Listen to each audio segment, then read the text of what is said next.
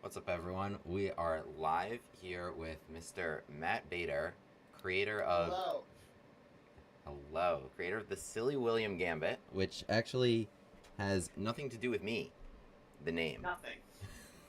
Who does it have to do with?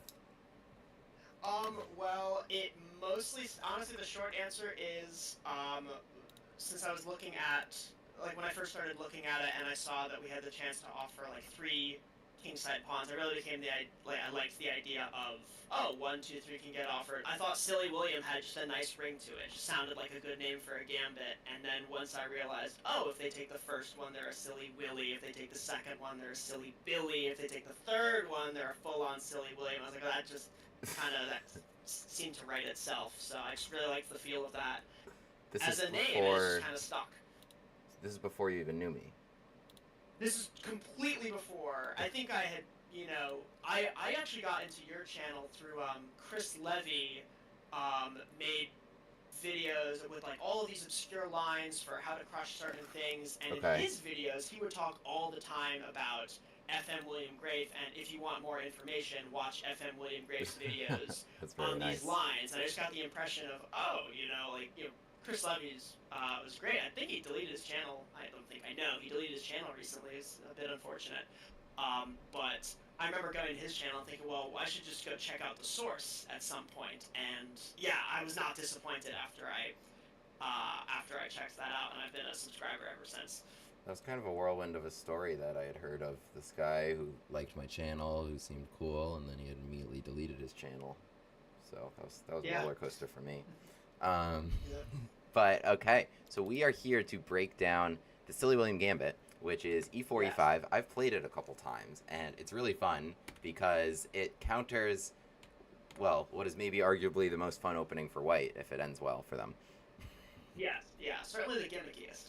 The gimmickiest. Queen H5 on move 2, attacking the pawn. We protect the pawn like a normal person, and they threaten checkmate in 1. We stop it, and Queen to F3, and And I'll jump in quickly mhm. at this point to say that, so there's been a lot of talk about, and you've mentioned this in your streams, about like the Schruntz line, and like Schruntz come with this idea. And so something I feel like is worth clarifying is that what Schruntz and Igor Smirnov talk about in their videos is this move right here, knight to d4, makes a lot of That can't sense be in right. here. Oh wait, Well, okay, F5 first, yeah. oh, sorry, yes. E takes f5 first after this, and then Be jumping careful. here. So what I have highlighted in the study, and I looked at this a bunch, it's certainly the objectively best move to play because it attacks the queen, it attacks the pawn, but as I have highlighted here in the study, there are a ton of different squares the queen can go to, and you either, you have to be very strong at chess and you don't mind sort of, playing the position from there, but if you're a lower rated player, you have to remember, I think I was like rated 1300 when I started working on this, and I was like, I don't have the time to figure out what to do with all those queen moves. I wanted something that seemed a little more straightforward. And Hmm. since the Scholar's Checkmate is mostly faced by people at lower skill levels, and those people don't have as much time to learn, I tried to look into what might be a simpler alternative. So this is, and I now call this the seriously Silly William, this variation of it. But to me, the pure Silly William comes either with playing knight to f6, or playing the immediate d4, because it offers a trap that 74% of players immediately fall for, and once they do that, I can shift over into the next chapter here. Okay, Um, that's very interesting.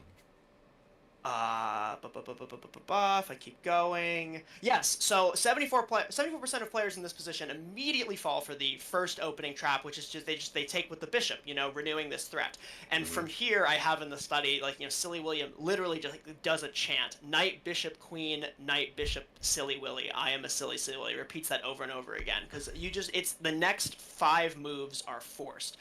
Now you play knight to d4. You're hitting the queen, you're hitting the c2 pawn, all the Right. same threats, but the queen is tethered to the defense of the bishop. There is only one square she can move Right. to They're so that close to saves achieving their herself dream while of getting saving to the other F7. two.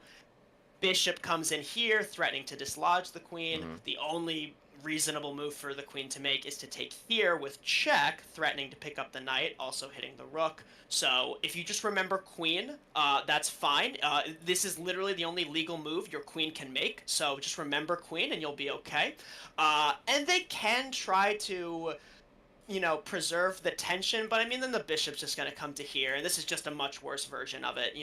White doesn't want to give black any more development opportunities, so they really should take. And now knight, important to remember to take with the, you can take with the bishop, it's okay, but you want to take with the knight because you got this tempo on the bishop over here. I've had in a position before someone just took here, and this has been played before. It's one move-itis. As Daniel Naritsky would say, you're attacking the rook, but I just re-attack you, and now everything falls apart. What they really should do is they should bring their bishop back to here, and then the last thing you need to remember in the wombo combo is to take this pawn with the bishop. And so that's it. Like, you get to do your wombo combo. You're still going to be down a pawn, but you have such a crazy development advantage. This is the most common move in the position. You do something like this. They take. Right. So they don't let you land with the knight on c2, but yeah. Right. Yeah, exactly. So this is just, overwhelming. So this is sort of the beginner trap that seems to everyone. And I get this position all the time. You just get this really, really, comfortable end game where you get to move your pieces around. And most importantly, you force the Scholar's Checkmate player to play an end game. All right. This is the last thing that they wanted when they were trying to checkmate you in 4 moves. So psychologically, you have a crippling edge. But that is kind of why I differentiate if we go back to this position. Differentiate between like the immediate knight to d4 and trying to trying to go in with this strike first. They have to know that the stockfish rank commended move, the engine move in this b5, position, right? Sorry. If I were to guess here, I would say bishop b5 because knight to d4 is so strong that you would want to pin that knight. Right, you would want to pin it. So Bishop b5 is strong, but I believe with bishop b5, if I remember correctly, if they go with the immediate bishop b5 here, we can actually just recapture here, and if they ruin our structure, we still have the kingside to castle on, and like look at this center, you know, like this is really strong. So what they should try to do is not let us have our kingside integrity and also give us this center. What the stockfish move is, they should know in this position to actually to take the second pawn, making them a silly billy. The bishop's not actually hanging.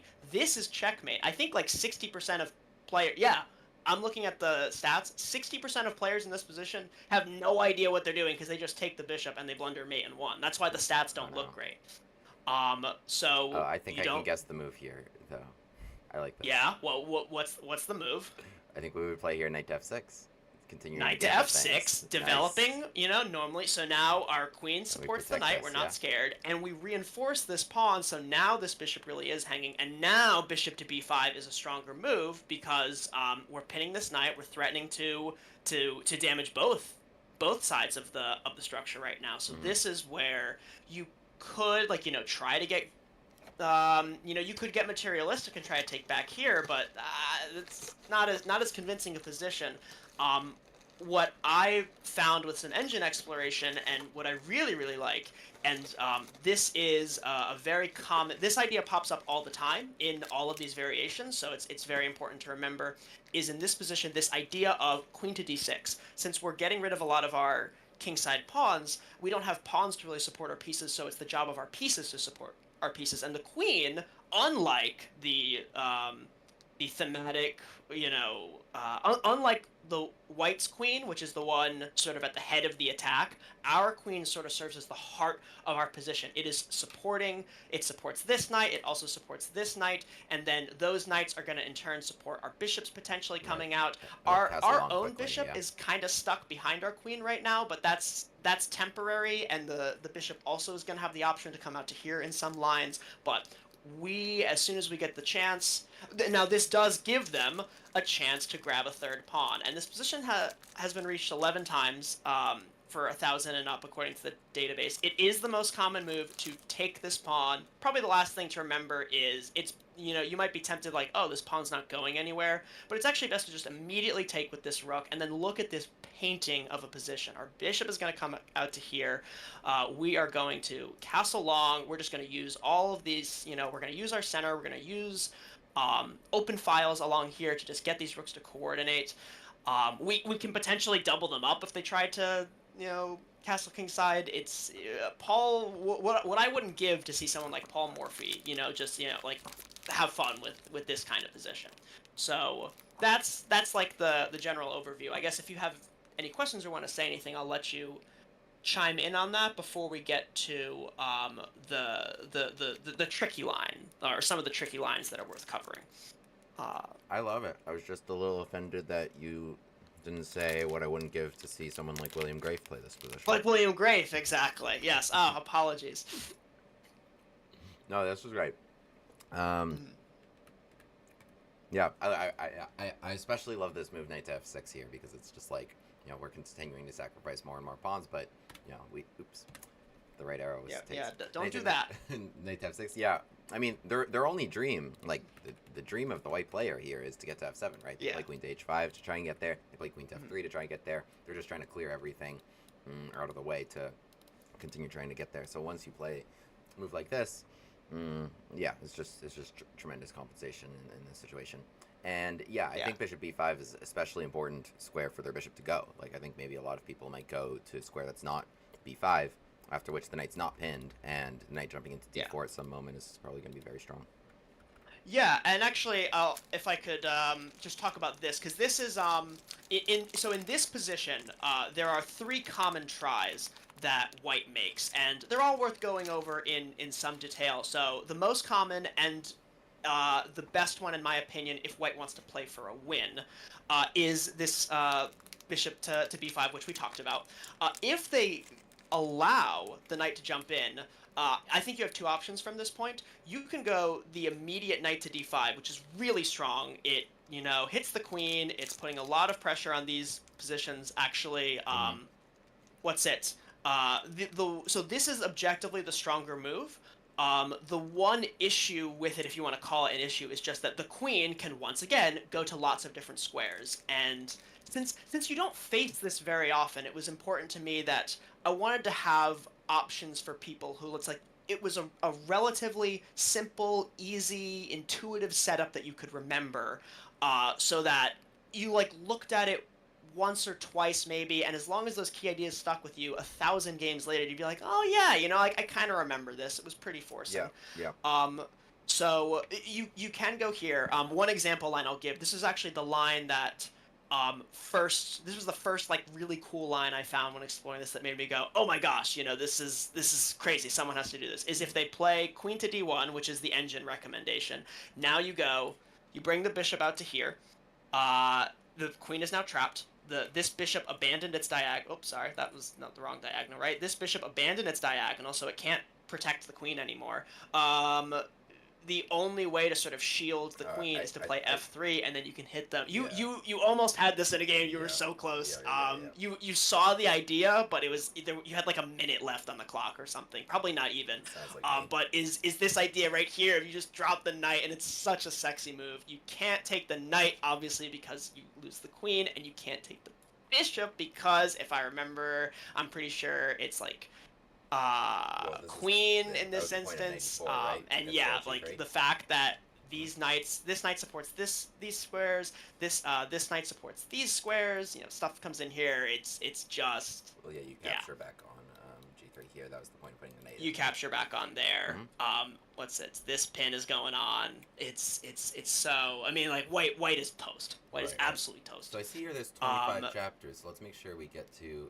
Let's cover briefly some of the other no. So there's 25 chapters, but a lot of it is sort of just have we covered either nonsense or stuff that we're not going to cover because of the starting position. That really, there's 1, 2, 3, and then instead of chapter 4, I'm going to look at theory 5, which is queen takes d4. So we're just going to look at 4 of them. I feel like are the only ones. And maybe a little bit the refutation line. Actually, let's touch on the quote-unquote refutation line. Or, no, sorry, before I get to that, I showed you all what the complicated thing is. I should at least touch upon, if you want to remember sort of in this position, So the cool kid move is to jump in with knight to d5 immediately. You kind of have to be willing to improvise based on wherever Matt, the we have queen a good goes, but question like here. that's the objectively stronger move. The weenie hut baby boy line is bishop to g4. Pretty much everyone brings the queen over to here because it's the only logical square, and then just queen to d7.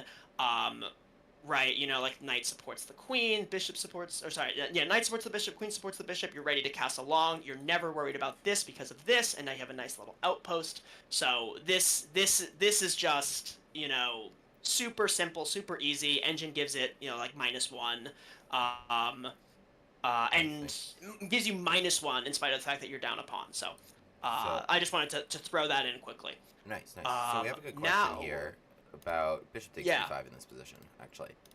Which So that is the quote unquote refutation line. It okay. is the engine recommendation move, and because It seems it's pretty like okay, the findable. idea makes sense. Yeah. Yeah, and it's findable. Yep. Hmm. So there's this here, um, and we obviously can't take with our knight because the queen's going to come in and deliver checkmate. So we have to take with the bishop. Sorry, we have to take with the queen. And then this leads to so this ultimately leads to this position, right? We take here, and then the engine says simply that that white should just repeat for a draw, right? Okay. That's what the engine says to do. I've had it once. I've never had anyone repeat on me. I've had people throw in this check first and then do that just to take away my castling rights and then take the rook. But I mean, this is, like you're going to take your rook, and then the difference is, immediately apparent. Your bishop is protected by the king. Their knight is not. They have to defend it somehow. Now here comes this guy. And, so this just leads to, So I recommend if you they're face losing this. if they don't take the draw. Sorry. Right, yeah. Okay. Just take the draw. If they found this, you got to draw as black, live to fight another day. But if they try to play for a win, like this just leads to super chaotic positions for both sides if either side tries to play for a win. So play chess, win or lose, have fun, would be my recommendation. But certainly if you're trying to win as white, I think in this position that bishop b5 is a much better try, pinning the knight. It's certainly much clearer for you. Got it. Or the queen takes d4, which we're going to get to. So does that cover your question about bishop takes in this position? Yeah. So that's white's best try, and seems like that's a draw line, but sometimes that happens, right? Yeah. So No, that happens sometimes. There is also it's slightly dubious, but it's slightly dubious, but what's that? I'll just put some moves on the board. In this position, there is actually this interesting going with knight to d4 immediately. I like that. Try. If So I'm remembering it correctly, what did I have in the refutation? Like that idea, I think, or am I mixing it up? Wait, hang on. No, here's what it is. It's this. Now in this position. This is technically dubious, but the only way for white to preserve it, this is the position. The only way for white to preserve their engine advantage is to literally bring the king over to here just to protect this square, and this leads to. I like that. It's a dubious line, but there's some pretty crazy forcing variations in there. Okay. So that's the only So other if they thing. take your rook, If you're take on feeling g2 fancy. there, right? Here you would take. Nice. Here, sorry, I'll let you. Yeah, I was just gonna say, queen takes d5 takes, and knight d4. The idea being that if they take the rook, you're taking on g2 presumably, right? And it's just so much stronger because this is gonna be checkmate. No, actually, you can. So I think here it just wants. This is like a draw. The engine says bringing out the bishop to e6, and then you have. Yeah. You have ways to castle. You have ways to take for checkmate. Sorry. No, go ahead. Oh no. I was gonna give it to you at that point because I have not looked at this line too in depth. I'm just if they play that line on me, I'm taking the draw.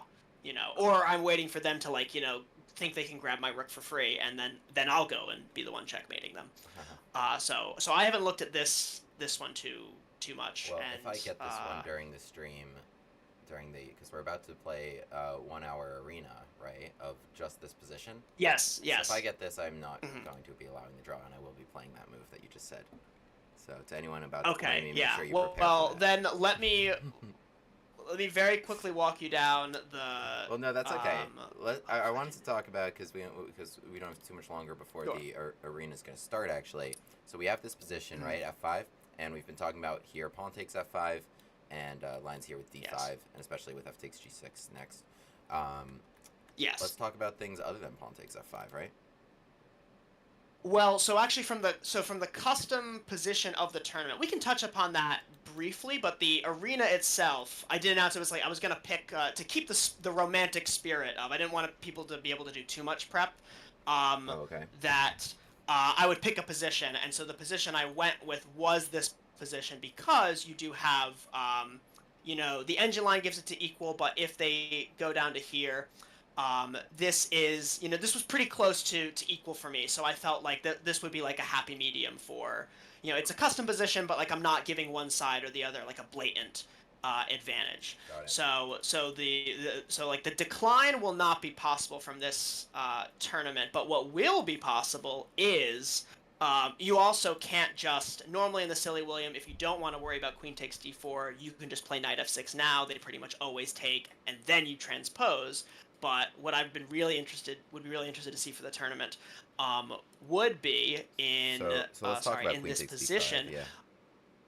Let's talk about queen takes d4, right? So instead of taking with the bishop, which we've covered as a mistake, taking with the queen. Now this is a strong move because it obviously and it fits with the theme of they want to continue their checkmate threat.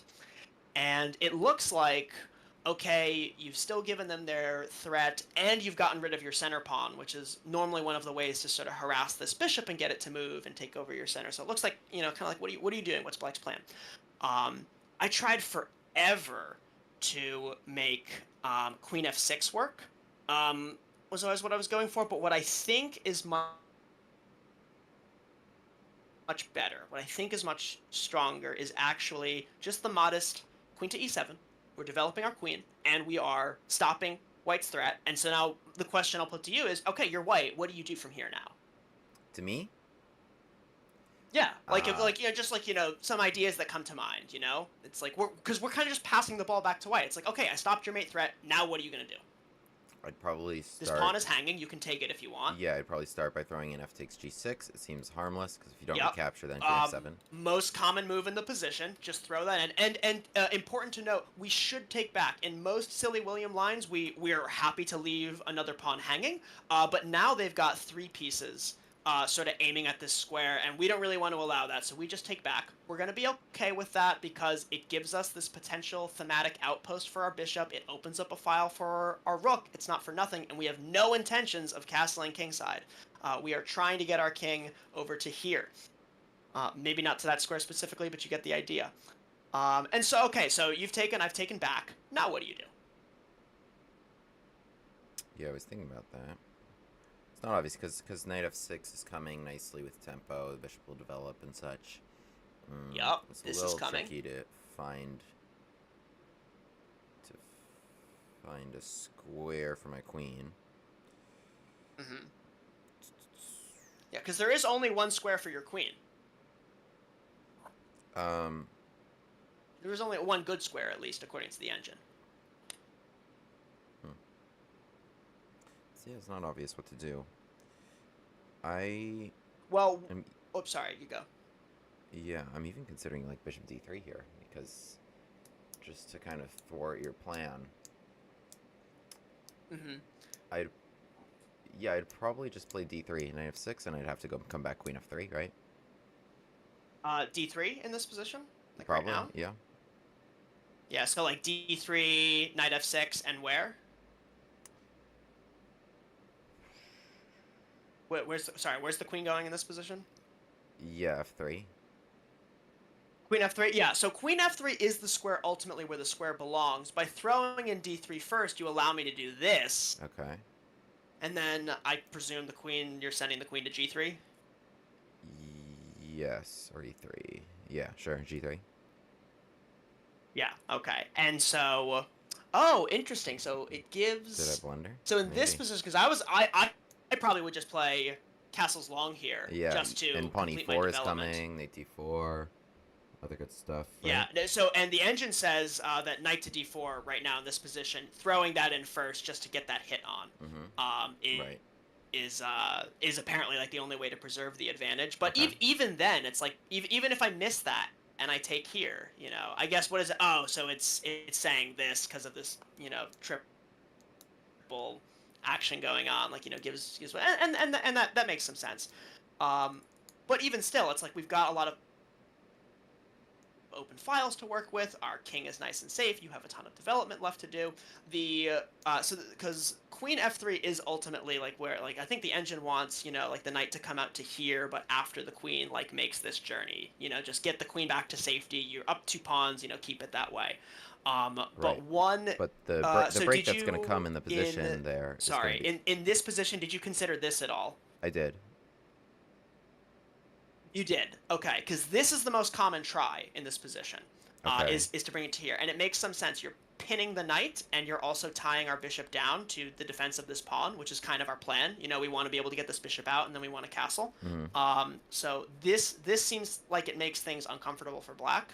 But the one move that this is I think like almost -2, according to the engine. The one move you have to remember if you face this, right, and if white tries this idea, is this simple a6. Because Mhm. right now the queen is pinning our knight, and the queen is also tying our bishop down by hitting this square. This is the only square from which it can do both of those things. So we are asking white, choose. You can have one pin or the other. Which one would you like? If they go back to here, it's relatively simple. Develop. They should probably get out of this discovery. If they now try to hit it again, now you can castle. Life is good. And if they decide to keep this pin here, uh, now we can go b5, hitting the bishop. If they abandon, do Oh, something like bishop interesting. e2. Like g8 was hanging and bishop d5, right? Those are interesting lines. Oh, here? I guess bishop takes Ooh, g8. We have yeah. knight d4 probably is very strong. Yes, yeah, that's going to be um, it's the Maybe. knight counterattack is the common This here, theme. oh, maybe they can Is trade at that minimum, but uh, yeah, I okay. wonder what it says here. Yeah, knight to d4, and then they can try to bring the queen in via this direction, and then it would just want c6, Right. And so if they trade on blocking this off. f7, And then yeah, they're gonna have to trade. Yeah. okay. Oh wow, this is fancy because now they can take here. Oh, but then you just go back to. Uh, Right, they were um. pinned there. So what did it want? Hang on, because I feel like because we were -2 earlier. So if they do that, or sorry, if they do this. So where did I Yeah, mess up? b5 probably didn't seem It's best, right? not b6 immediately. Yeah, It's knight to d4 yeah, that's what I immediately. was thinking. Oh, That is why this position yeah, is why, to be clear, I didn't choose queen b5. It's because a6 and knight yeah, d4 I thought gotcha. was very strong. I'll let you take the position from here because yeah, I've mixed it up somewhere, and this is the point where I feel like you're gonna be better suited to talk about it. So take away from your thoughts on this position, but the a6 and then the knight d4 or knight to a5 sometimes idea of Yeah, no, are I think the two most important things to remember about that attack. yeah, I think I think you did a great job. I think White's in a situation where they've already moved their queen 1, 2, 3, 4 times, and it's going to be fifth in this position out of 9 moves on the chessboard that they've made, which isn't fun. Yeah. Mm. And yeah, I mean the queen still needs to stay tethered to c2. Bishop f5, as you said, is going to come castles, and then notably like. What we were talking about before, and this came up in the other line, but with d3, so they needed that to like shield the defense on c2. Mhm. E4 is going to be extremely strong, and you're going to want to play it quickly, Yes. because that's just going to Mhm. open, right? Trading this pawn for this pawn is going to open up the queen and the rook onto all sorts of excellent targets, and that's why we like our opponent's king in the center. right? It's because it's much easier to attack there, and that's where we want to strike. And in these lines in general, white is getting no development, right? They're not close to castling. No. And if they try to castle short, you've got open files to work with. They're never going to be able to castle long. It will take way too long. And that e4 is usually the way to open things up. There's a lot of lines where just like a timely e4, I talk about this in the study, is what, breaks white in the end. Yep. All right. Yeah. I see we are approaching tournament time. Okay. Is there any last? Well, so let's talk about why we're doing this. Yeah. Thank you. Yeah, go ahead. So for those on stream, it's a pleasure to have you here, and thank you so much for participating in this. I want to talk about two things. First, that what got me to doing this whole project in the first place, why we're having this tournament, is because I worked for about 4 months developing the Gambit, and I figured to myself, because I'm not really or at least at the time I wasn't a chess person. It's one thing to say you've developed something, but it doesn't, it's like that's cute, But when if someone someone who was a chess person, played it, and Mr. Grafe, I do consider you, for all intents and purposes, the Oxford English Dictionary of chess gambits. If William Grafe is playing your gambit and is talking about it, then it's like, okay, you really did something. That's a real gambit. And so I remember quite vividly the day that you first played it on stream and you gave me the shout out.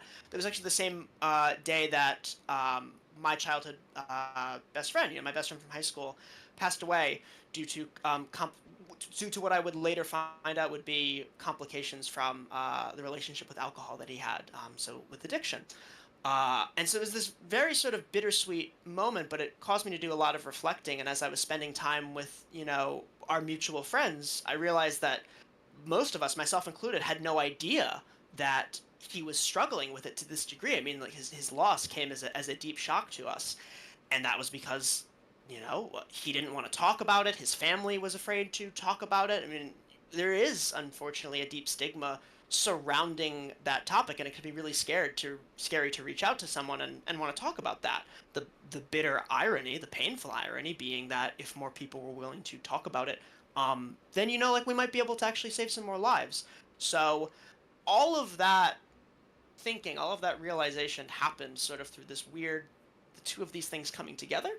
And I felt like it would be best to pay respect to that, to honor my friend I really wanted to create a place where we could get together and play chess and have fun, but create a space where, we can start to have that conversation.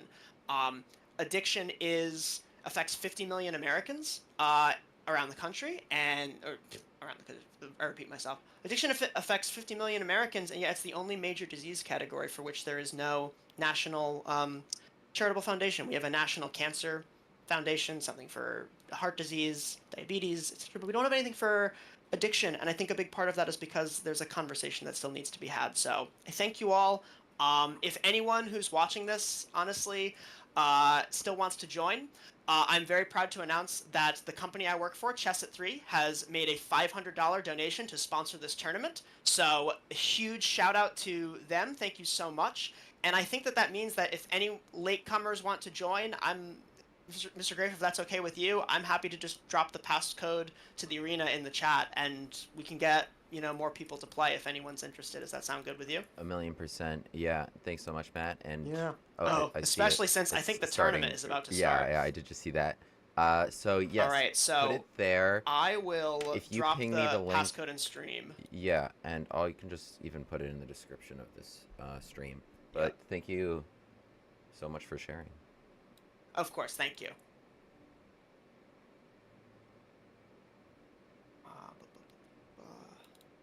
And that's so nice. That was news to me that Chess for 3 is sponsoring it. So yeah, everybody come join and play against me in the Silly William Gambit. Matt, you still there?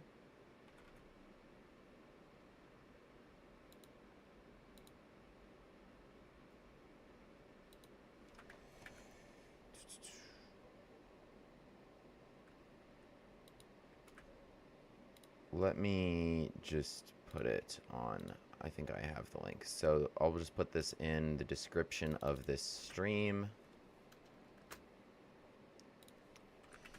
What was the password?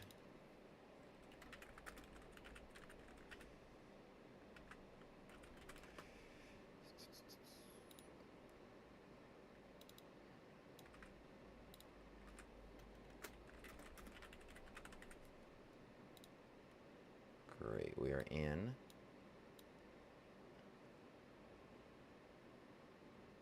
Okay. Alright, I've got my game. My opponent has played f takes g6 against me. In my first Silly William, we must play here knight to f6 to guard d5 and stop queen to f7. Alright, this is the starting position after e4, e5. Queen to h5, attacking the pawn. Knight c6, bishop c4, threatening here. What do we got? Okay, so we've got bishop to b5. As I recall, the move was queen d6. As I recall. We don't want to have to go pawn takes c6 because you want to be able to make sure you can castle in one direction or the other. What's up, Highly Cruciferous, Eat Bobster, Newbie, Horror Ravioli, Alex Thomas, Screwtude, Mirko. Hello. Thank you all for joining. And to everyone else on today's charity stream. And I'll also put in the description the link to donate.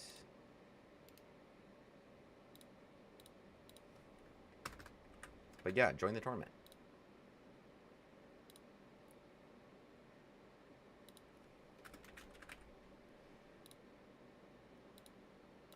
So this is good. This is really fun. This is really fun. And you know what? I think what this calls for are my Gambit glasses. Let's... Because we have now sacrificed a couple pawns. We've sacrificed a couple pawns here. We've got some compensation. So queen g3, this looks vaguely intimidating, right? g7's going to come. I don't want to take it because the queen takes g6. Bishop moves g7. Takes. I want to, like, trap her there. Maybe, like, rook g8. I think the most sensible option is probably to play rook g8 immediately, but I was thinking, like, takes h7, takes g3, they promote a new one, and then I would go, like, rook takes g2. Kind of interesting series of events there. It would be like a trade of some sort. Otherwise, yeah, bishop f5, so g7 take. What do we got?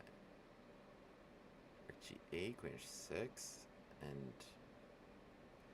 Okay. I think we're gonna do the weird line. I think we're gonna do the really weird line. Rook g8, so I expect takes, promote, rook takes g2. Because in that position, if h takes g3, which is playable, but I would take the pawn that's gonna promote, right? The other move they have that's potentially quite good, and maybe why I should have sacrificed here, is take c6. Because I can't really go queen takes c6 without losing this. And might force pawn takes c6. Okay, but we have this. And h8, so they're going to grab just a new queen. I could come back rook g8 if I wanted to preserve the tempo. But probably I should take this, right? What a funny little position. What a funny little position. Alright, let's take on g2. That's fine. This is potentially dangerous.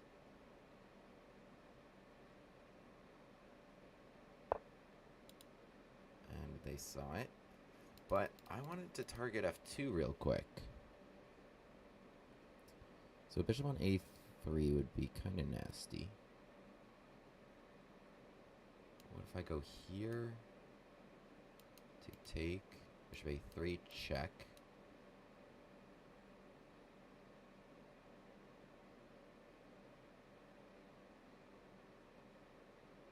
Well, that's not a good idea. I would lose this.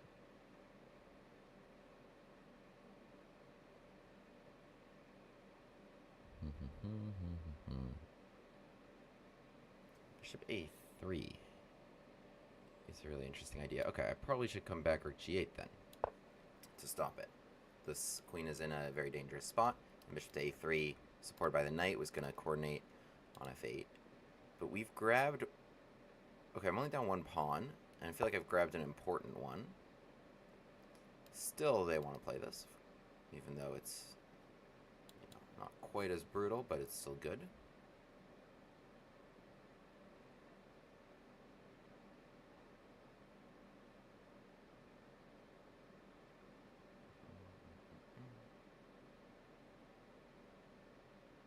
Okay, here we'll probably just play bishop to d7. Just some normal stuff, so bishop to a3, I'm just going to slide out the way. And we're going to castle our king and then focus on getting them.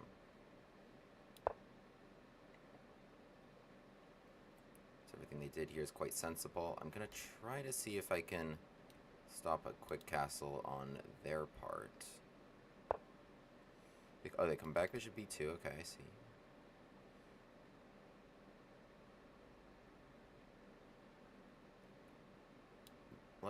Let's ask some questions though, because maybe I can play rook to e4 check. Let's come back rook g4. This rook has had quite a time. It's taken g3 here, come back. So potentially this check. What are our thoughts? Rook e4 and 82. If I castle knight c3, I would have bishop a3 in that position, which could be quite good.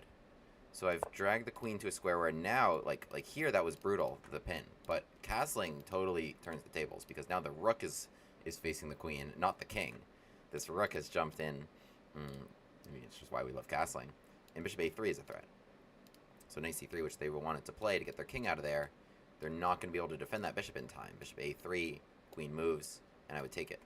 So bishop a3, they would have to give their queen and take it there. Which isn't the end of the world, but probably is not so great. What's up, guys?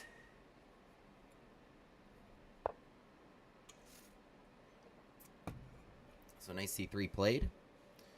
Probably here is where we go with bishop to a3. d4 is also good. But yeah, this is going to be good. I don't think white had a better choice than this. They could have maybe moved their queen somewhere. But I think this was more practical. They have to give their queen now. Can I go somewhere else? And then what's going to happen? Queen to h3.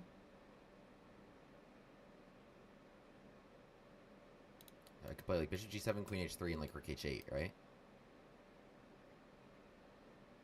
It's probably doable if I don't want to deal with the queen sacrifice.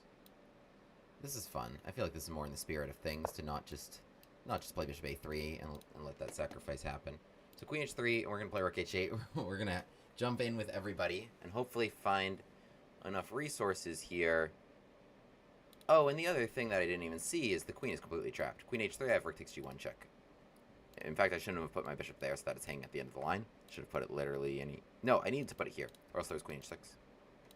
Yeah, we've trapped the queen. I didn't even realize it. We trapped the queen. Queen has no safe squares. h3 appears safe. Yeah, my opponent just realized as well. King takes... Still want to jump in. Yeah, queen h3, I had rook takes g1. That knight was defending. And, yeah, that was their last resource there. Alright, let's make some moves. Gambit glass is off. We are no longer gambiting. We are up material. Okay, my opponent really doesn't want to trade. What about that? Thoughts? That would be nice. Oh, bishop h3 was their idea. Good game, good game, good game. Okay, very interesting first true Silly William Gambit. Although, you know, I've had this position a couple times. But, so we had it out of, yeah, e4, e5. Queen h5 is how this position would have arisen. Knight c6, arose. Knight c6, bishop c4, threatening checkmate. g6, we kick the queen back, queen f3, f5, pawn takes is where we have this position. And now we play d5, and we were talking about all the lines in the Silly William Gambit. My opponent chose the f takes g6, trying to play queen f7, so we need to make sure we play this very important move, knight to f6, not getting checkmated, and further reinforcing d5. And then here, right, we were talking about all sorts of options, right? Bishop takes d5 being the best, or tricky one, because knight takes there is checkmate, so queen takes we should play. But then there's this crazy move, knight d4, which we were talking about, giving the rook and bishop e6 and castling, and just sacrificing everything but attacking here. I'm excited to play this because Stockfish hates it. Or it's equal. Even better. Okay, so and in the game, bishop b5 was played, queen d6, important move, so that the queen can recapture here. She's just defending everybody right now. Bishop to g4 is my plan, and castling long. My opponent plays this really challenging move, queen g3, really asking about g7. The best was knight to h5. Okay, not allowing g7. I had a lot of ideas of just going here and allowing this. Just take, and castles. Just sacrificing that. That actually would have been fun and very playable. Rook g8 was an interesting option, but this actually ends up pretty good for me, right? So we trade pawns. They get their queen back, but I take kind of a pretty important one, and the position gets very tough to defend for white because they have really no development, and they're a long ways from castling. So they try to get that, though. b3 makes a lot of sense. Preparing bishop a3. I play rook to g8 to shut that out because bishop a3 with the knight defending it, coordinating right there through my queen would have been pretty brutal. So rook g8 I needed to play. It's nice that everything is defended in my position. I have no real concerns about too much here. Queen h4.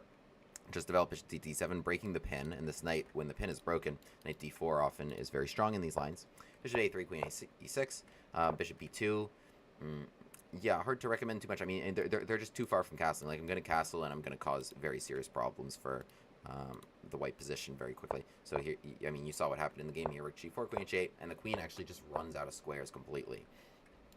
And it's because the king's not castled, right? If the king were castled here, I mean, all resources are really because of lack of king safety in some respect. Almost all of them. Queen h3, yeah, if the king were castled here, rook takes g1 would not be check.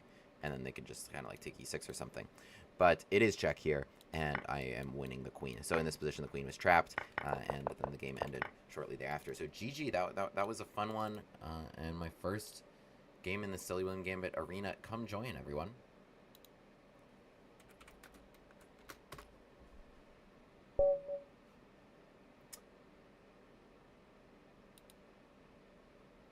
What is up, everybody? Okay, I'm white. Oh, I'm white against Mr. Matt Bader. Alright, that's a fun one. So let's play... Okay. Let's play it with... Oh, no. Oh, I didn't move in time. Oh, man. Okay. Whoops.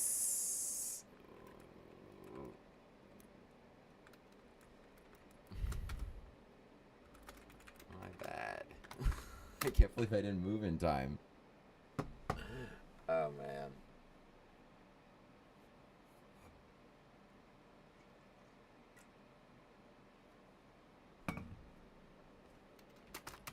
Give me 1 second. I'll be right back.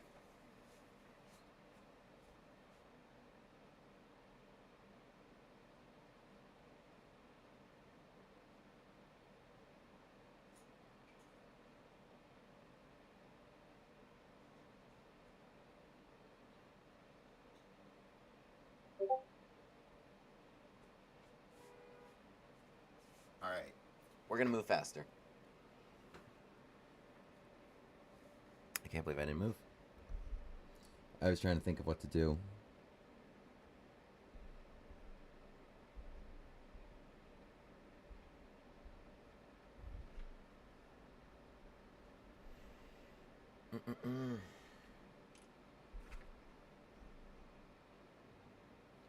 So what do I want to do there?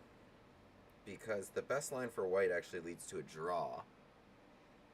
But I want to make sure that I'm playing. So I'll play probably the f takes g6 and bishop b5. I think that makes the most sense. Oh, I got kicked out of the arena. That's why I don't have a game. I got kicked out of the arena because I didn't move in time. Okay. Fair enough.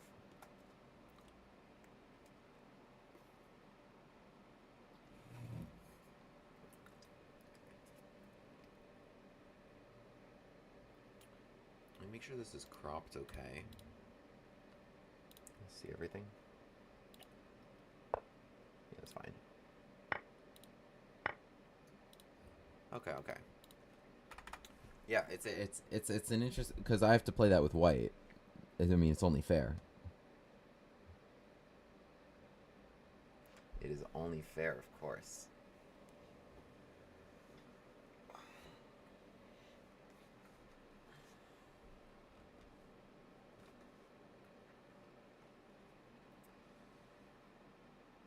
We'll just have to defend that. No, it's a cool line. It's especially fun to play it against 4-move checkmaters. Because, I mean, screw them. They're just going for a 4-move checkmate. Like, what the hell? Alright, I'm black here. Sheep. What a username. Knight c3. Whoa. I like that they put that they grabbed the Gambit glasses from me. Okay, yeah, I have to move, right? Alright, I'll take it. I'm curious what their idea is.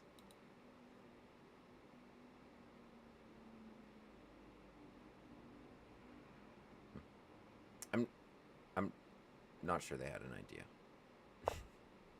Okay. I just want to trade queens now. But you're down a piece. Like, I could just go bishop f5 and rook d8 and win pretty easily, right? Okay, but I won't do that. I will play queen e7. Or queen g5 is probably strong. I'll play queen e7. Yeah, I mean, just bishop takes f5, rook takes d8. Resigns. Knight in. That's probably not what was meant. Although it was played so quickly. I should have prepped something fun here. Some sort of way to sacrifice back as white.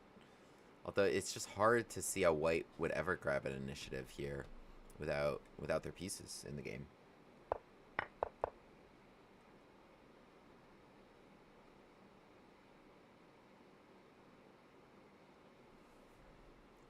So my next move would be here somewhere targeting c2, right? I talk about this pattern all the time, and I mean it comes up in this opening.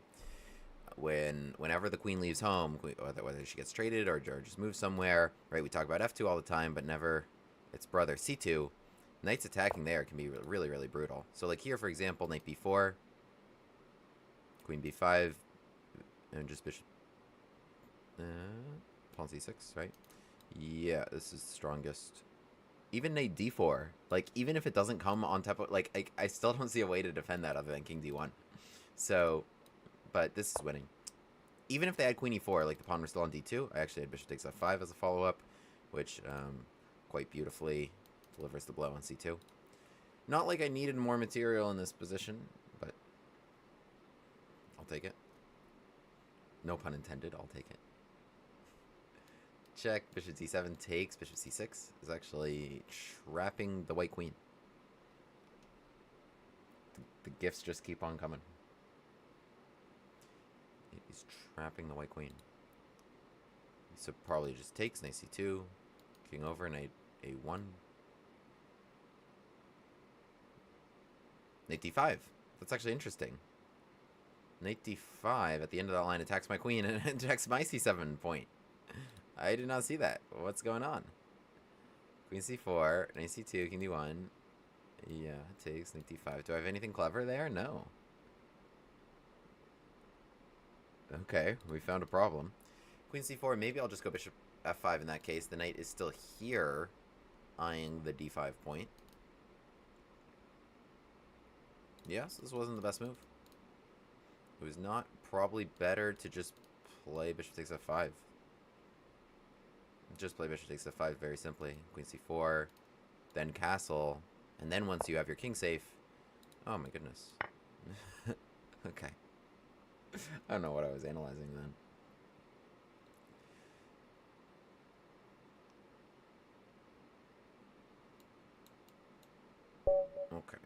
GG, GG, GG.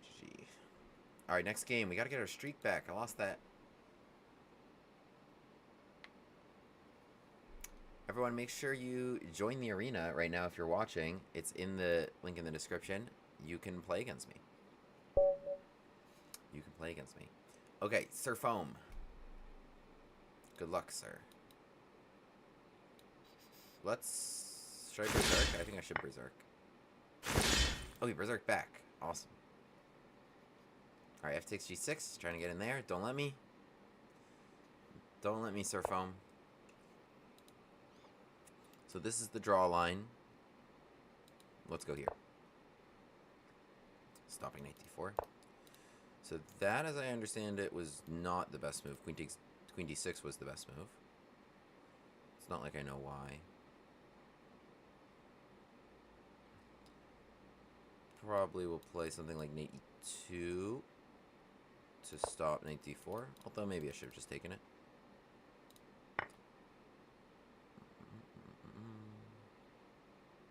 Let's go d3 because I really like this idea. I really want to put my bishop right there.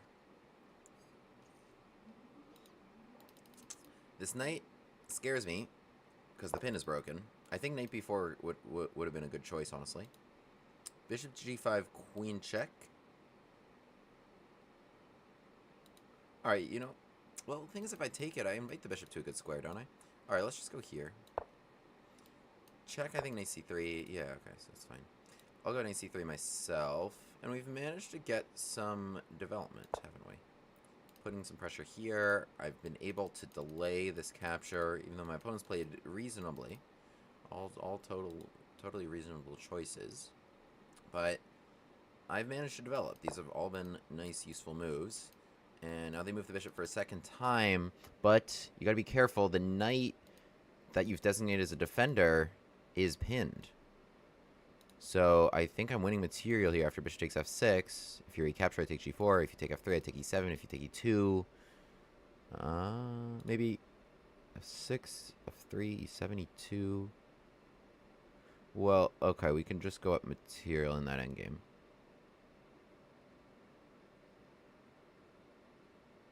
So I can also do this then. Makes a lot of sense. Because I'm also going to take d5 at the end of this line. Takes e7. This being pinned, they have to recapture with the king. And after knight takes d5, I am now up a couple pawns. So that actually worked out rather nicely for William. Let's get rid of this knight, because it bothers me.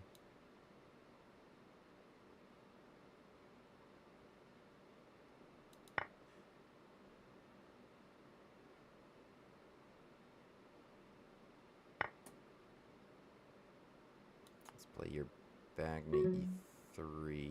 Let's go knight c3, actually. Potentially h2 is a target. Okay, let's go check. Alright, I only got 28 seconds. I need check to cover f2. Oh, classic William, only 28 seconds on the clock.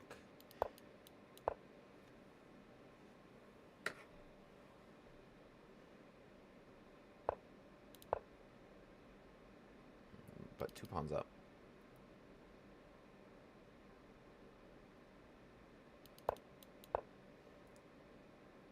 Knights are looking nice. Mighty fine knights.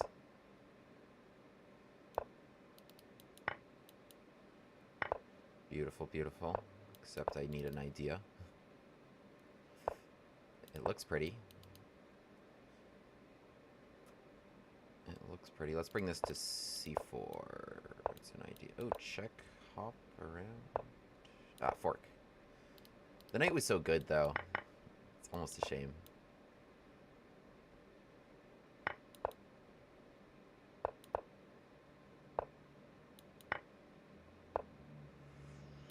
Go.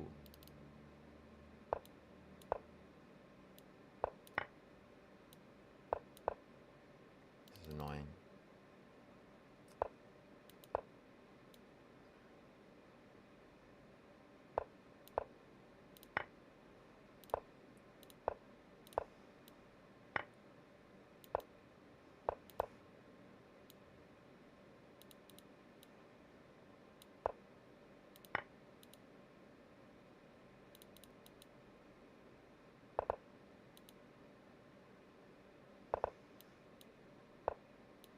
Oh, not what I expected.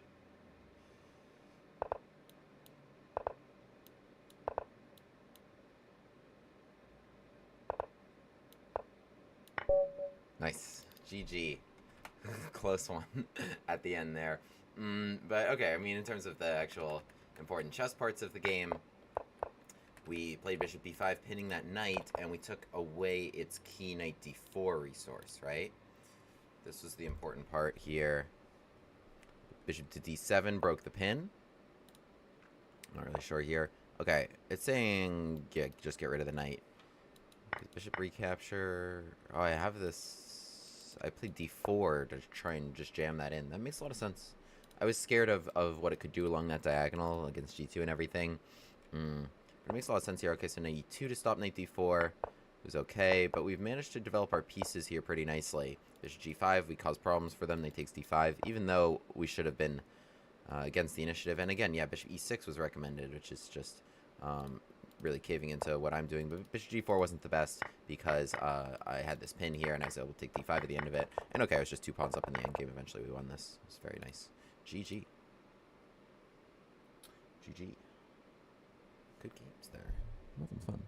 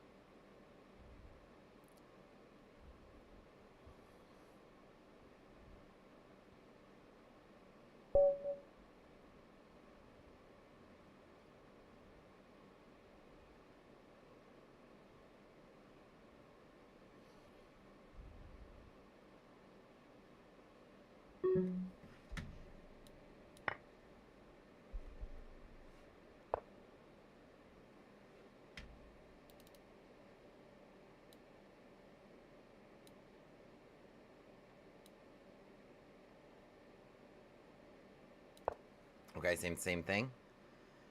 Same thing, e4. I like it that we get such a variety, you know? Okay, I feel like I should take this opportunity to capture. I should take this opportunity to capture, damage the structure while I can. Okay. Now what? Queen should come here. This seems dangerous, potentially. G7 can come. Queen c3 made a lot of sense. Did it? Actually, I don't know. I like my choice. Zigzagging in here.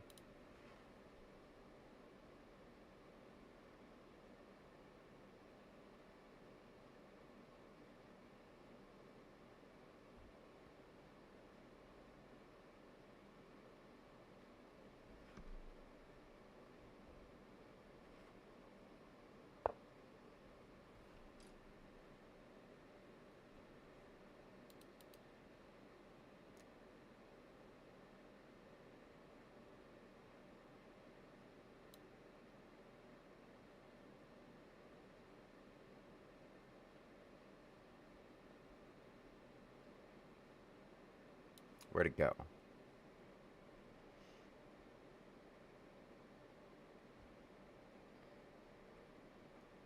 Where to go, where to go, where to go? Let's go... G5 is interesting. This is... doesn't do anything. Let's go Queen h4. Really interesting position. It's hard to say... Like, yes, black should have the initiative, but the issue for them is that their king is not... Like, if their king could be totally safe right now, then yes, they'd be doing great. Like, if their king and rook were to switch places. If only there were a sort of special move in chess that allowed kings and rooks to switch places. But if that were, then okay, I'd be in a lot of trouble. Black would have a very strong initiative. I think the issue for them is that they will always have to worry about their own king safety here. For example, something I want to do is just boom and boom. That's going to be the next thing I want to develop.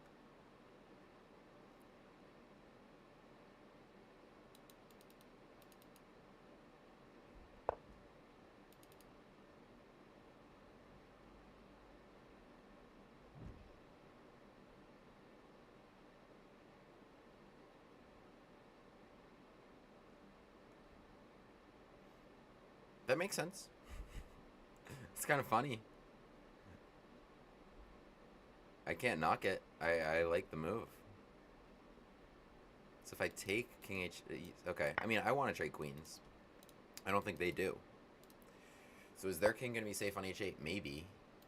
I don't know if I get a knight there, but I don't know how the knight would ever get there. So... what do I want to do now? I'm a total blank slate.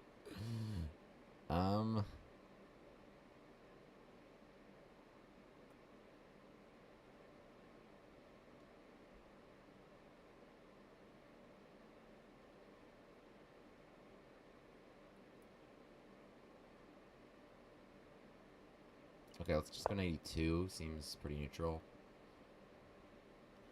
I wanted like it there, but I can't play b3 without dealing with this. I like what they did, because it's not obvious what I can do. But, so how do they get me? I'm going to try to respond accordingly. Yeah, en passant seems net. Bishop a6, nice move. Bishop a6, nice move. I could play here knight a4. Queen e8 is probably okay for them. Uncomfortable position for me. It is uncomfortable.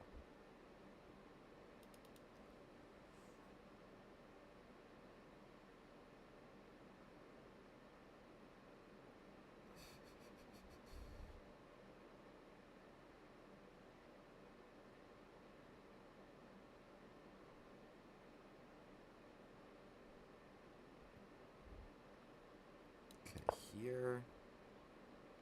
I wanted to be able to castle without losing this knight, I guess. That was the downside of taking c6. I like their decisions so far. I think castling was really smart, honestly. Like, I can't hit this king right now, even though, you know, they really forfeited all these pawns. I'm up 3 pawns. And then bishop a6 was a great move because it stopped my immediate castle. And then castling long is not obvious to pull off either. I don't want any part of that pawn trade. Okay, queen e8. Probably we castle here. Probably we castle here. I guess d4 is playable. I would play knight takes d4 and recapture on f1. b3 last turn was an option, putting the bishop up there. Okay, here's d4. Like I mentioned, I can't move the knight without losing this. So I'm going to recapture weirdly on f1. Sucks that I don't have that developed. But it is what it is. We now have 4 more pawns than they do on the board. But we are down in exchange. They had another resource, which was like bring the rook across. But okay, they can't lose that. But a rook there and a bishop there, especially just before, could have coordinated there. I was thinking about it. Gotta get this out. I really want this ASAP. E5. Hit some stuff. Honestly, I would keep munching. Potentially. Bishop c5. I would go knight b3, but that's what I need, that square. I need that square.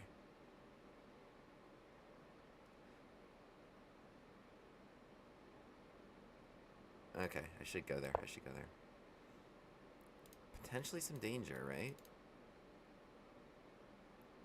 Coordinating here. Bishop's under attack. Here. a4.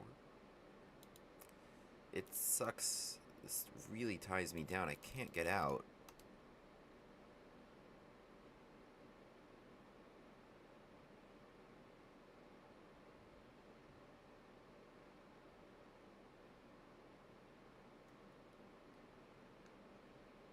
Please 360 no scope Matt's queen for me when you get a chance. He embarrassed you live on stream.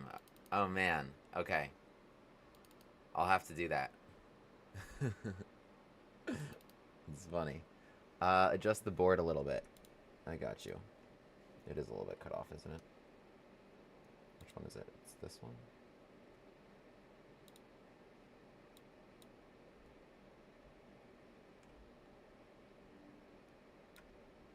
No.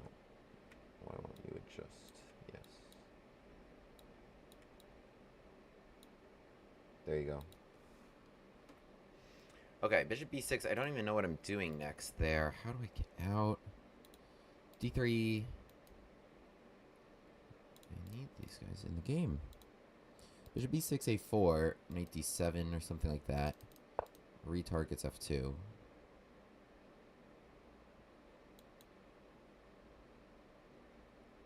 d3, e3.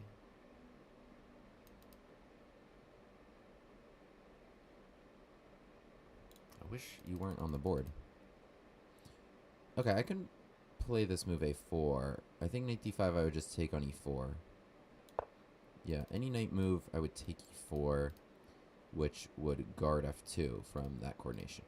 So okay, I'm trying to play a5. They can just play a5 themselves.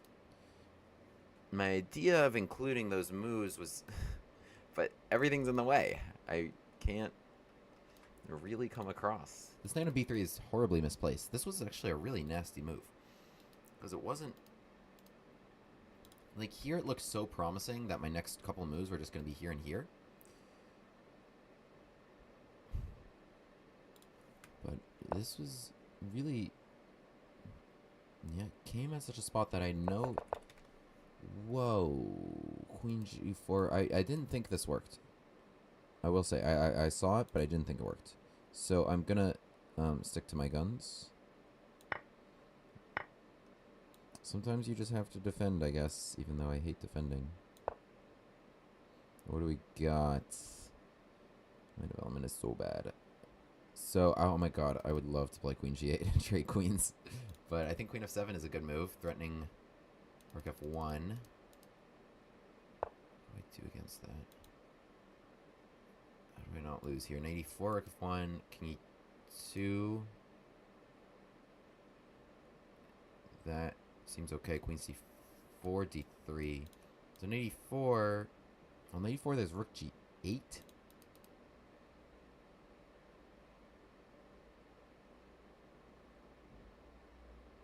Rook e8 is what I meant to say. d3, rook f1. King d2. Seems bad, but also seems like my only option. This seems like a good move. So does that. Queen e2? I thought maybe here and I wouldn't lose immediately. Rook f1, king d2. They're going to run out of time, thank God, because I hate this position. King e2, that was checkmate 1. Rook e4. Yeah, maybe I can run away. Oh, okay, well, we're just trading queens. Oh, okay. Well, I mean, it's not... wow, GG. They played quite well and could have ended badly. But maybe there wasn't... Let's have a look at this game. This was a really interesting game. This was a really, really interesting game because I really respected the way my opponent played a great deal. So, e4, and I immediately grabbed c6, which was a mediocre decision. Better to not take c6 immediately. I thought it was good because before the bishop came to d7 or the queen came to d6 or anything, and now I'm taking that knight that causes problems whenever it's not pinned right away, such that it'll damage the structure when they castle. But I guess there were certain downsides of that, and you saw one of them was when the pawn takes on c6, the bishop on a6 becomes pretty brutal. So another mistake that I followed that up with is g3 was not the best square, even though it looks pretty intimidating, like threatening g7 and trying to recapture on g6. But here comes bishop d6, queen h4, and castles, which I thought was a pretty interesting choice, just sliding the king all the way to h8. And so apparently I should have played this with d4, e takes d3, c takes d3.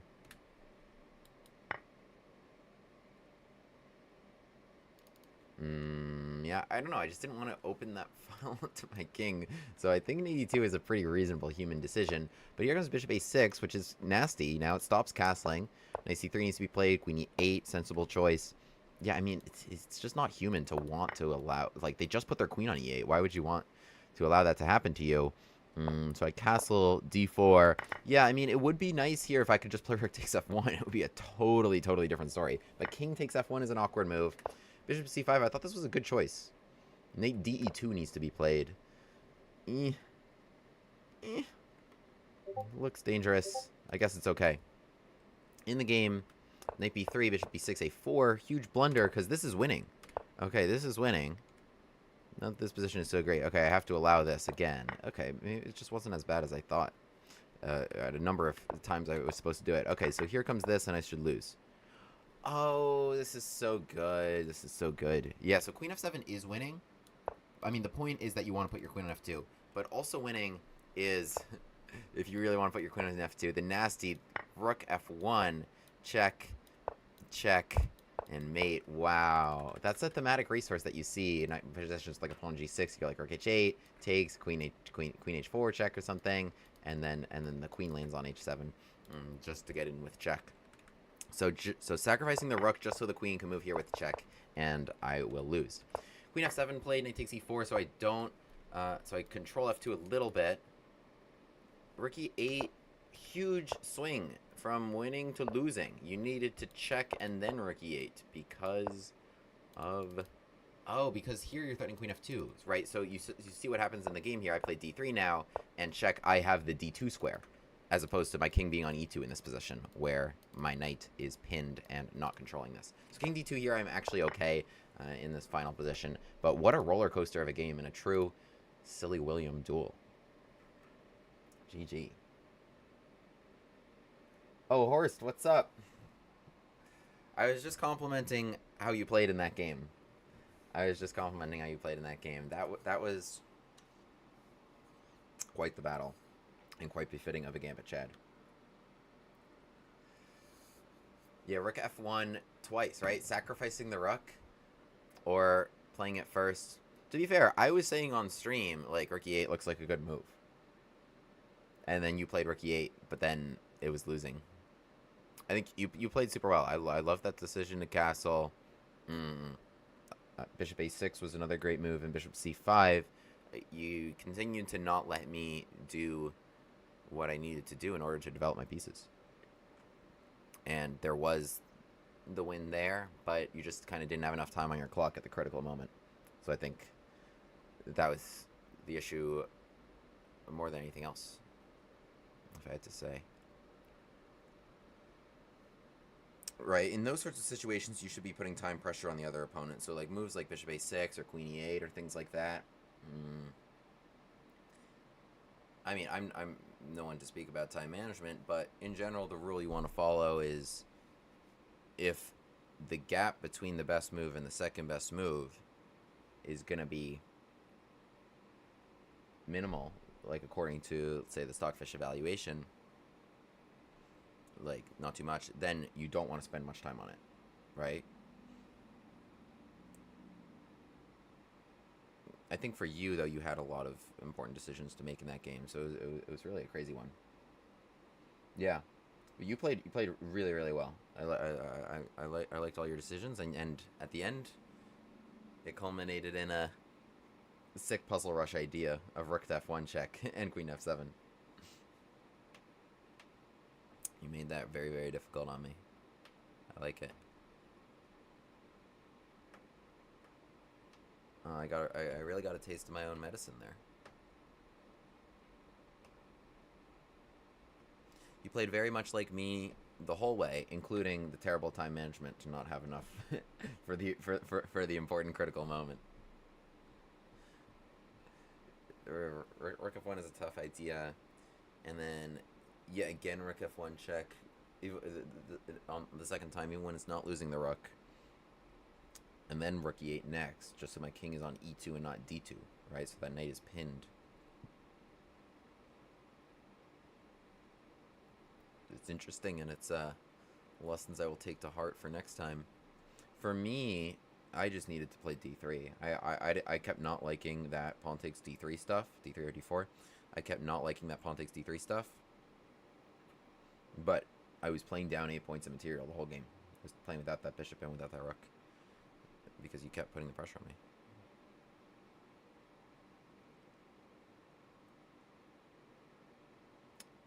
Alright, I'd love to get another game here.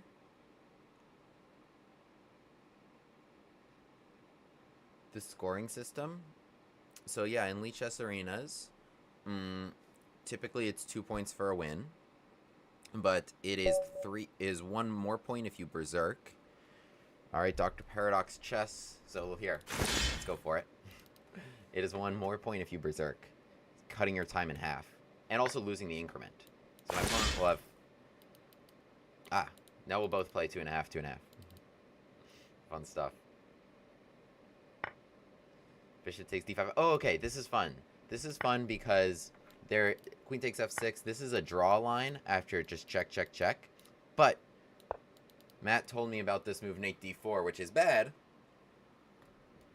But a move that does not draw the game immediately. I mean, just to clarify what's going on here. Knight takes d... So they're threatening like this check, which is nasty. Knight takes d5 gets me mated. So I take, knight d4. They give this check. Wait. Oh, it was here that he said it. Okay. They're able to trade queens. Alright, well, at least we're not drawing the game instantly. It seems annoying. You don't have the a3 to guard c2, so you have to do that. Bishop f5, d3. It's okay. e4. Rook g8 also seems like a good move. I guess c3 is what they want to play. I'm trying to think about what they want to play and then how to stop that, right? How can I make c3 unplayable? Rook d8.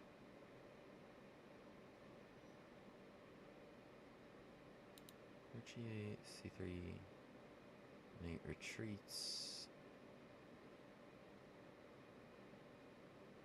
Okay, let's go here.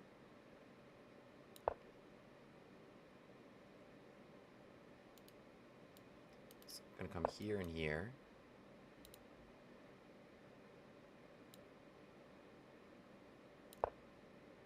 Those are decisions I should have just made quicker. It's just boom, boom, boom. I'm not sure I had anything so crazy right away. We're down here 2 pawns. I'm not sure this was best. I think c3 with that pawn on d2 was a little awkward.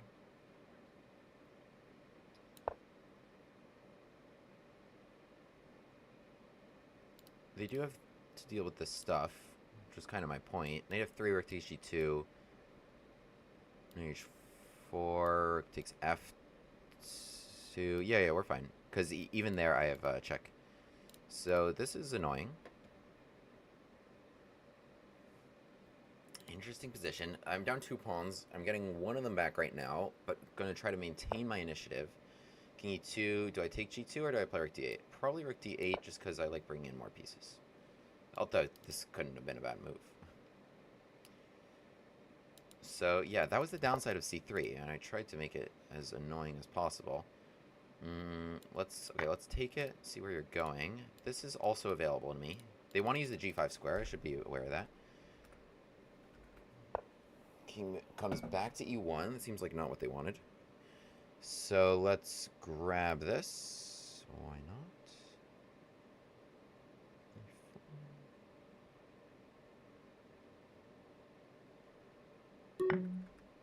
Should be faster here. I should be faster. Grabbing this. So their castling is gone. How do I make another threat? It would be like bishop e4.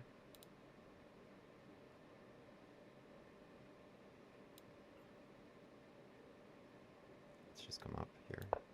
I think now it's annoying because the knight is a defender. Yeah, so they have to move that.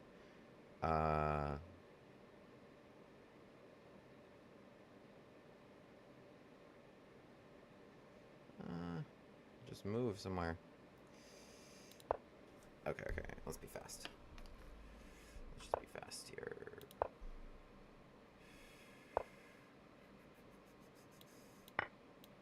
Oh, knight f4.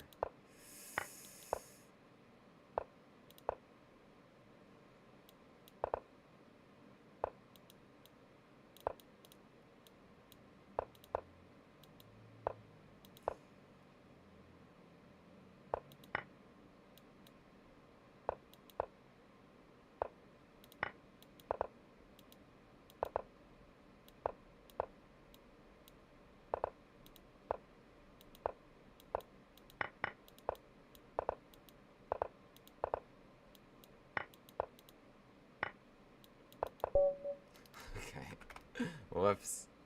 Alright, that was just pretty crazy at the end.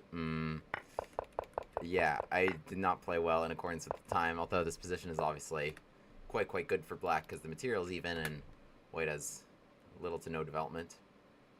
I think, like, intuitively I thought they could castle long, but they can't, right? So even after knight d2, their position's still terrible. Like, they can't get the rooks out. But, okay, well played by my opponent there. And they ran me out of time.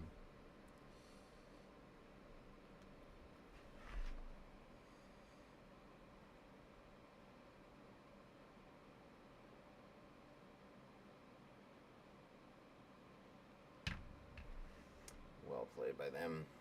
Let's try to get in one more game.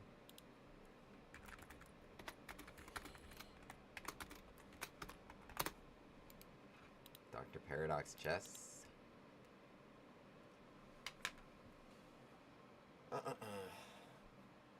I was just talking about how I'm, like, gonna manage my time better, but then I'm like, well, instead let me think about things.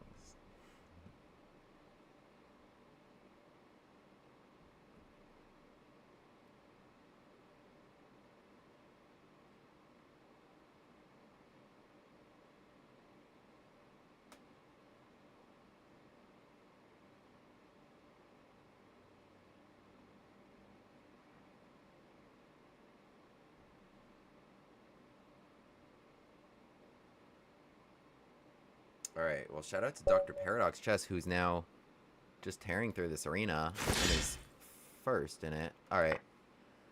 This is probably going to be my last game in the arena because there's only 6 minutes left. Okay, take g6, try and get mate. Knight f6, and we play here bishop b5. Here's e4. Okay. Last time I took the knight and it was not right. This time we will do something else. Let's play queen g3 immediately. Maybe queen... I don't even remember what the rec was. That was the recommendation. Queen c3 to support that. It just didn't even seem good to me, because even if I got that in, bishop d7 parries me away pretty nicely.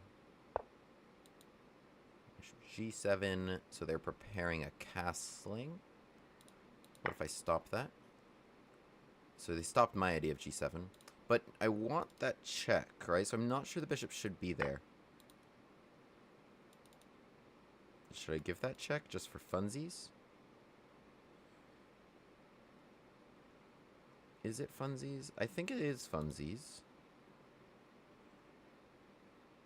It arguably does very little.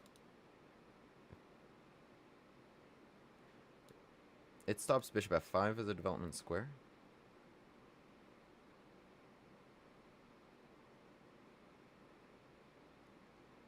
Okay. I'll take it.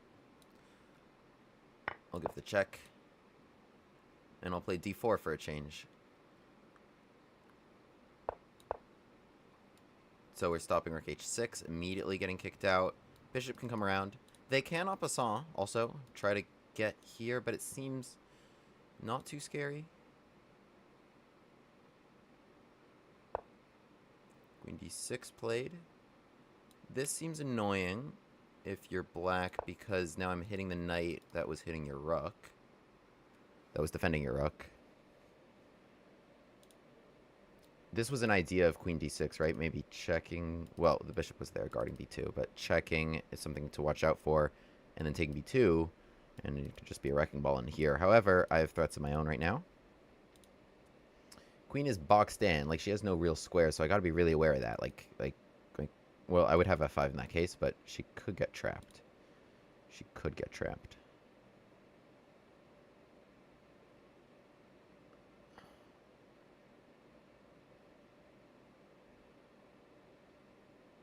King g8. I would take it. probably trade queens. I'm happy to trade queens here. I'm up 2 pawns, right? I'm up 2 pawns. So, rook h8. Let's say. And knight to e2. Oh, that's not a great move, because you just stepped right into the pin. Just stepped right into the pin. Unfortunate. Stepped right into that. The knight now no longer defends the rook. Yeah, so here rook h8, I was probably going to just play knight e2. Because I think check knight c3, take b2 and castles, and the rooks would defend each other pretty nicely. So, okay, that knight is now attacking my queen. Important to realize. I might just pull back. I'll take it. I'll take it because this could have been annoying. Let's go check, because bishop f5 would have come with tempo otherwise. And then it could have deflected with tempo. And so now knight e2 should be a pleasant rook advantage for William.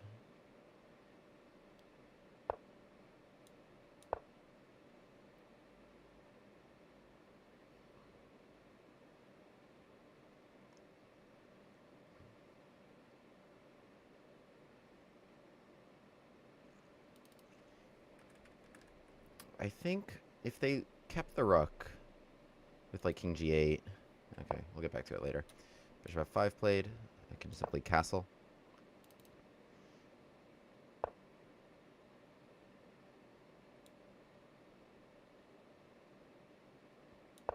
Happy to trade queens. Maybe that would have been a little more sensible. As pawns go, it was an important one, but a rook advantage is a rook advantage.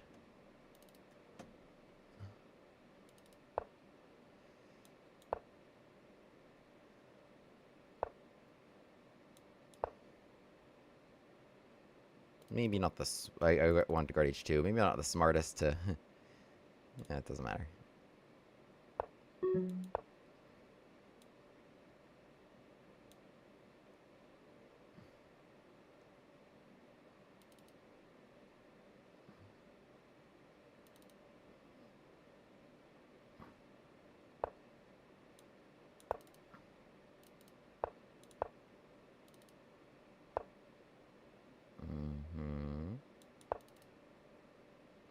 Why did I allow all that? I don't know.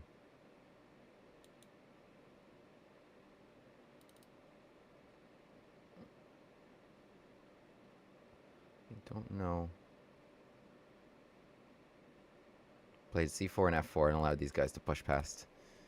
Did the only thing that could make this dangerous.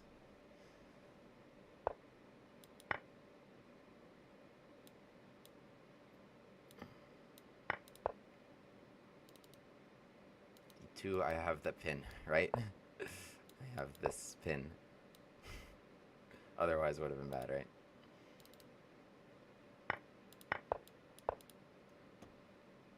We are out of time in the arena, so this game will not be counting. Shout out to Dr. Paradox Chess for crushing it.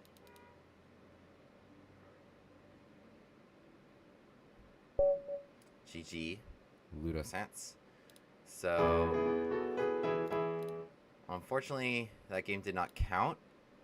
And I also had that 0, which killed my streak when I didn't move in time against Mr. Matt Bader, unfortunately. But great arena. Great arena. Dr. Paradox, wow, killed it. Absolutely killed it to finish with 27 points. Mr. Matt Bader in his opening. Makes a lot of sense that he would play very well in this. So congratulations to him for second place. And bad for life with the other digital trophy that is so coveted, except unironically. GG Ludo. Thanks so much for the stream. This was awesome. I'm happy to contribute to this. It's a really great cause and a really great opening. Thanks so much to Matt Bader and his company for organizing this, and to everybody who contributed to Shatterproof and a great cause combating addiction. mm, and helping people struggling with that. And yeah, this is a really fun opening. I'm getting a call right now. It's probably. I was about to talk about this opening a little bit more. Hey, you're live. I'm live right now. Great. Here, let me mute the stream then so I don't hear myself Okay. Wait. twice. That'll be awkward. But I just wanted to join in to say, I've gotten a couple of pledges recently, and Oh, when I that's great. looked at it's like, with the money that's going to be coming in, with the money that we raised from doing this tournament, I just wanted to say, everyone, we raised over $2,000 to Checkmate Addiction. So thank you all so much Aw. for your participation in this. To thank you to Chess3 again for a huge sponsorship donation, and there were a lot of my fellow tutors out there in the tournament. Thank you to my friends and family who came to watch and to participate. Thank you to the viewers. I've got to thank the Marshall Chess Club for donating a prize, as well as my coach Matthew Wadsworth, and last but certainly not least, Mr. Grafe. Thank you so much for helping to make all of this possible. I really appreciate this, and I think it's testament to the incredible community that you've built here. Thank you so much. Stop! I'm gonna cry. No, that was so sweet, Matt. I really appreciate it, and yeah, I appreciate you, and appreciate everybody who's a part of this wonderful community.